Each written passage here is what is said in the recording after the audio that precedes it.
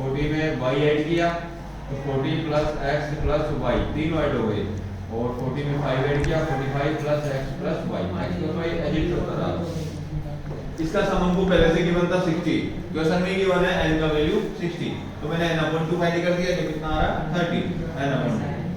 अब median class कहां से बनाया? देखो वैसे तो हम नॉर्मली मीडियन क्लास बनाते हैं n/2 की वैल्यू से, n/2 के वैल्यू से बड़ा डिजिट, जस्ट बड़ा डिजिट देखते हैं किसमें, CF वाले कॉलम में। बट यहाँ पे हम 30 से बड़ा डिजिट जस्टिफाई नहीं कर सकते इसमें कि ये बड़ा होगा या फिर ये मोर होगा 30 से, ये हम क्लियर नहीं कर सकते। तो यहाँ पे हम मीडियन क्लास किस बेस पे चूज करेंगे, जो हमको मीडियन गिवन है। मीडियन कितना गिवन था इसका 28.5, ये मीडियन गिवन था। तो हमको ये देखना है हमारे x वाले कॉलम में 28.5 क्या 0 और 10 के बिटवीन आता है काउंटिंग में? नो। क्या 10 और 20 के बिटवीन आता है काउंटिंग में? नो। क्या 20 और 30 के बिटवीन आता है? यस। 20 और 30 के बिटवीन क्या आता है? 28.5। तो मैंने इसी को क्या चूज कर दिया, मीडियन क्लास। क्या बनाया? Median class. मैंने क्या कहा आपको कि मीडियन क्लास ऑलवेज n/2 से चूज करते हैं, इससे मोर डिजिट देखते हैं CF वाले कॉलम में ईच क्वेश्चन में। बट यहाँ पे only this question median class हम जो मीडियन गिवन है 28.5 इसके बेस पे चूज करेंगे x वाले कॉलम से देख करके। तो ये मीडियन क्लास बना 20 to 30, 20 f है, 25 प्लस x क्या है इसका CF है, और ये मीडियन क्लास बन गया। इसमें से मैंने जो फॉर्मूले में वैल्यू चाहिए हमको L, n/2, CF, f और h, ये सारे वैल्यू निकाले मैंने। L लोअर लिमिट कितना था 20 राइट किया। CF जस्ट पहले वाली राइट करते हैं ऑलवेज, तो पहले वाली मीडियन क्लास से जस्ट पहले वाली CF कौन सी है 5 प्लस x, तो 5 प्लस x राइट किया।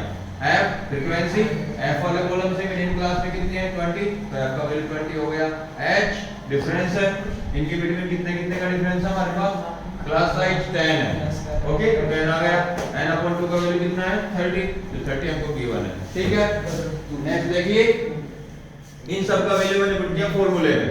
फॉर्मूला क्या था मीडियन की, median equal L plus n/2 minus CF upon f multiply h। Okay, इसमें मैंने वैल्यू पुट किया, मीडियन का वैल्यू क्या पुट किया 28.5 जो हमको क्वेश्चन में गिवन है मीडियन का वैल्यू।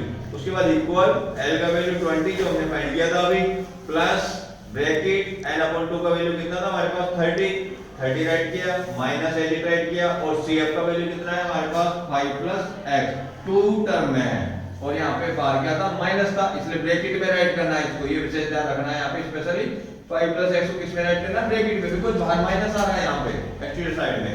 तो f का वैल्यू क्या बन जाएगा 20 गिवन था हमको, f का वैल्यू 20 जो हमने टेबल से फाइंड किया है, मल्टीप्लाई h का वैल्यू कितना है 10 जो हमने टेबल से निकाला है। सॉल्व करते हैं इसको। देखो इस टोटल इक्वेशन से हमको किसका वैल्यू मिलेगा, x का वैल्यू मिलेगा। कब मिलेगा, जब इसके साथ आने वाले डिजिट को एक एक करके हम इधर ट्रांसपोज करेंगे।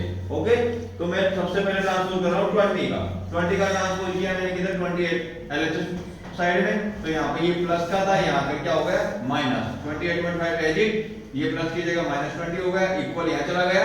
यहाँ पे मैंने ब्रैकेट ओपन कर दिया, 30 तो एजिट रहा, जैसे ब्रैकेट ओपन किया दोनों के साइन चेंज हो गए, ये -5 और ये -x, -5 -x, मल्टीप्लाई में 10 अपॉन में क्या था 20, 10 से मैंने 20 को डिवाइड कर दिया, कितने टाइम डिवाइड हुआ 2 टाइम। यहाँ पे देखो 28.5 माइनस 20, इसमें से इसको सब्ट्रैक्ट किया मैंने, माइनस किया तो क्या रहेगा 8.5, और ये जो 2 था डिवाइड में था, इसका मैंने ट्रांसपोज किया, मैंने कहा एक एक करके ट्रांसपोज करना है, 20 का ट्रांसपोज कर लिया था, अब 2 का ट्रांसपोज कर रहा हूं, 2 डिवाइड में तो क्या आ गया मल्टीप्लाई में आ गया 2, 8.5 के पास 8.5 का ऐसा आया था 28.5 में से 20 को माइनस करने पर आया था, इक्वल 30 में से 5 माइनस किया तो कितना रहेगा 25 और माइनस x एडिट आ गया यहां पर।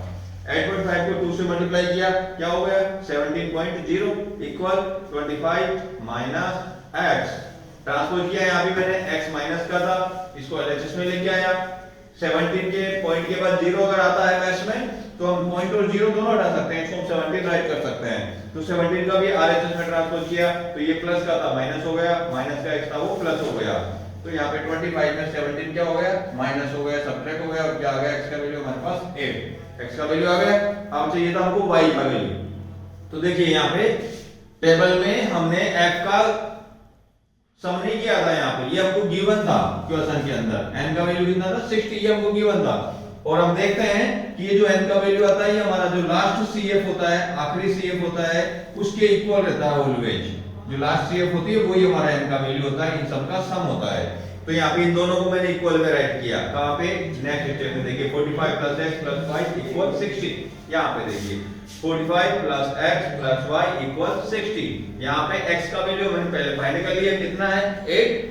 तो यहाँ पे मैंने x का वैल्यू क्या पुट कर दिया 8, 45 as it, y as it, 60 as it.